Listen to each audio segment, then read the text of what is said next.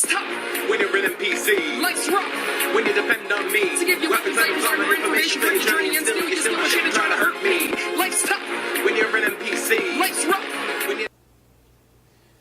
Hello and welcome back to another episode of Crit or Miss. For this one, I was going to do an actual video, like my normal ones, but considering the fact that it's the 4th of July, time really got the better of me, and now I'm well into the night. I have to get up early tomorrow to do a number of different things. So instead, this is going to turn into a vlog format, which I guess kind of works, because I'm not exactly reviewing a game today as I'm reviewing a module. Also, once again, I wasn't planning on getting to modules so soon. That was supposed to come on down the line, but I mean, whenever, like, this sexy son of a bitch here decides to show up in the game, I feel like it's a special occasion to talk about it.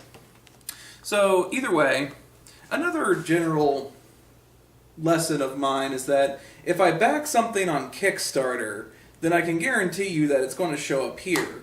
And in this case, I backed Dark Cult Games' book, The Star on the Shore.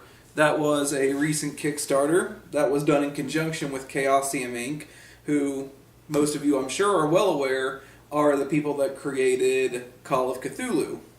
You also may or may not be aware that Chaosium, over the span of their last two Kickstarters, Call of Cthulhu 7th Edition and Horror on the Orient Express, managed to squander around $750,000 of Kickstarter funds through mismanagement and bad dealings. They finally were able to get the products out, but not before pissing people off. So even though this was actually done by the creator, Ben Burns, and Dark Cult Games, it was done in conjunction with Chaosium because this is a module for Call of Cthulhu 7th Edition. As such, this has been their first venture out since the whole Kickstarter fiasco, and quite frankly, for Chaosium's sake, it's really a good idea that you allowed your stuff to be sourced out to Ben Burns here in Dark Cult Games, because not only did Mr. Burns have a lot of success with Kickstarters in the past, though he's more of a board game aficionado, this one came out relatively quickly and came out with everything that was promised. And all things considered, the finished product is quite well, fully illustrated, amazing artwork, amazing designs. I find that I've already got a chance to play the module once because the PDF came out before the finished product came out. And I was able to play with a handful of friends, and all things considered, the game is really a lot of fun. It's not the best module I've ever come across. There are pros and cons to this game, which we're surely going to get into. But the short of it is that Star on the Shore, while not perfect, is definitely a fun module for any Call of Cthulhu experience, and quite frankly, any game like that's perfect for the module setting is always Call of Cthulhu. I find Call of Cthulhu has like more modules than anybody, maybe save for D&D, but even then, I don't know, they just seem to be more prominent. They seem to be more, like, out there. Who knows? Maybe that one's just me. But as far as the pros are concerned, well, actually, before we get into the pros, let's go into the plot. The general plot of this, without giving away any spoilers, is that you all are the set of investigators. You've been hired by Dr. Timothy Jennings from a university in Boston, who recently was doing an excavation on a former cult that's headquarters burned down, and they found a statue in there. The statue got taken, so the investigators are tasked by Dr. Jennings to find this statue that eventually leads you to the city of Rockport. And as things typically go in Call of Cthulhu... Sorry, I dropped it. As things typically go in Call of Cthulhu, things get very, well, tentacle-y, we should say. Either way, though, you know, real quick on a side note, though, I feel like if there's anything that Call of Cthulhu and H.P. Lovecraft in general did, it would probably be to give people an irrational fear of New England. I don't know, it just seems like all kinds of crazy shit happens up there. But either way, without giving away spoilers, because since this is a investigation style, spoilers are completely detrimental to the game, so we'll avoid that. But either way, a couple of the pros of this is, first off, is it really does take that Call of Cthulhu feel that I feel like needs to be in all of the modules, where you start off being a relatively ignorant investigator who doesn't know Cthulhu, who doesn't know the mythos, and then goes on what should be, on the surface, seem to be a very vanilla investigation on, in this case, just finding a statue from people who are probably armed and dangerous. And then it turns into Chthonian horror, and it actually has that great horror build, similar to movies like The Shining, where the build happens over time. It's a very slow build, and that's what I really like about this game, is there's a very slow build to it. I also like the fact that this is an open-ended game. There's a very clear-cut beginning, and there's a clear-cut end. But beyond that, you really have the free realm to explore things at your own leisure. And you could actually end up stumbling upon the ending relatively early if you're not smart. It has that great blend where you can kind of end the game whenever you feel like, but if you want to succeed, you actually have to do a lot of exploration and let the story build over time. Sorry about the cut there. My cat was being an asshole and I had to go and stop him. Typically for my normal videos, this would not be a problem, but considering the fact that this is a vlog, I had to have a cut there. Sorry. But as we were talking about, this game is really good that it builds, and also the fact that this very much feels like a town. The open-endedness means that you get to talk to all of these different characters, which really works well for building this entire thing, making everything connect with one another. It feels like this small town, and it definitely feels like a murder investigation, or a horror investigation, I should say, that you're trying to accomplish.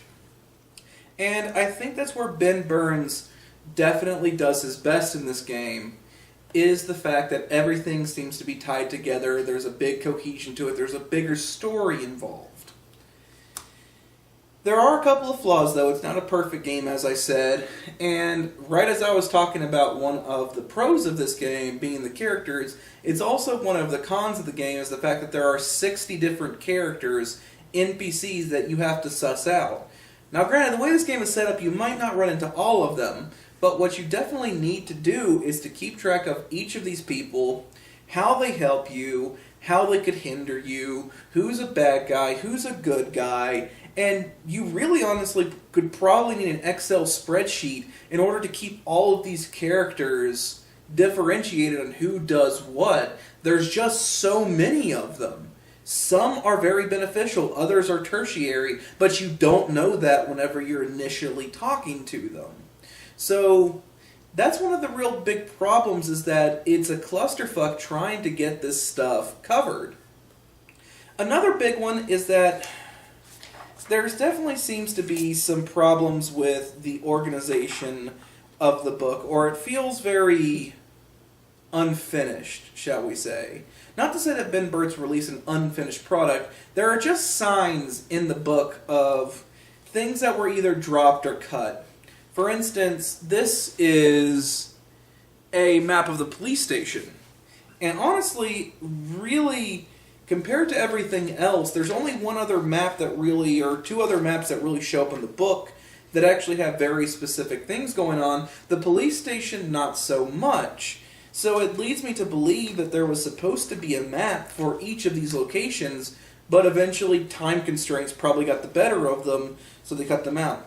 That one might just be my own thought process here, but yeah, that's what it at least feels like. There's also the fact that there are a couple of places that definitely are not as fleshed out. Some of these places have pages upon pages of information as well as characters. But as you start to reach the end, there are a total of about 39 different locations you can go to in this town of Rockport. And you start to notice as you're flipping through these locations in the book that whenever you're starting to reach the end, some places, such as this one right here, is only one paragraph. While other ones, for instance, let's go back to the police station, is almost an entire page. So it's very clear that there are certain locations that where they were running out of ideas. In particular, for this one place, whenever I ran the game for the location with only one paragraph, I actually inserted something into the game because the only reason I saw is that if they went to this place and they were tearing this place apart looking for something that was connected, but there was absolutely nothing there, they would have wasted so much time tearing into nothing. So I actually inserted something there that would help things along. So it's very clear that there was also some stretching at the end, trying to fill out this entire town.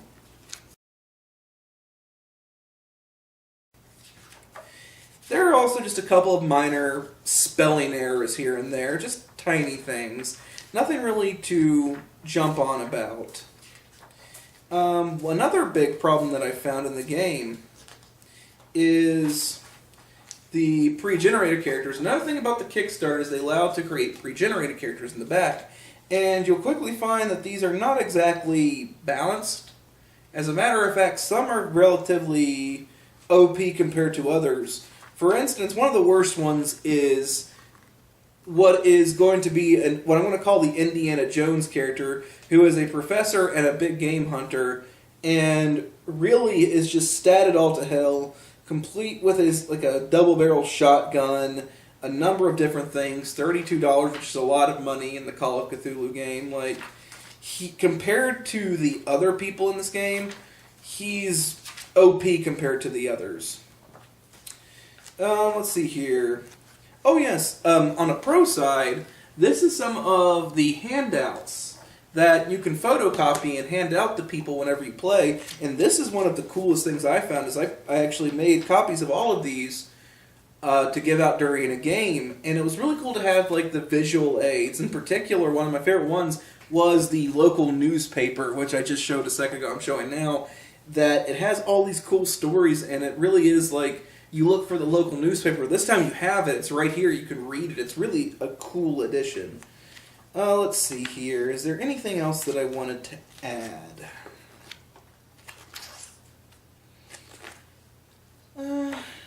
No, I think that really is about it. All things considered, is this game a crit or a miss? Honestly, Star on the Shore is most certainly a crit. There are some flaws here and there, don't get me wrong, but beyond that, it really is a great module. It's a great Call of Cthulhu module, and it really is something that is worth exploring in the future. If you have a chance, please pick up Star on the Shore. Pick up more of Ben Burns' stuff. He actually does really good work. And everything considered, like I said, this is definitely, if you're a Call of Cthulhu fan, you'll absolutely love this. It's classic Call of Cthulhu. But beyond that, thank you for watching. And come back a little bit later in the week. I'm finally going to release the top 100 greatest movies, which I didn't get a chance to last week, tragically. Things got in the way. And I'll be coming up with some other videos soon. I may or may not do another Crit or Miss video, considering the fact that this was only a vlog, but that depends on my free time this week. Other than that, thank you for watching, and please come back next week where I can guarantee you a new episode of Crit or Miss next Tuesday.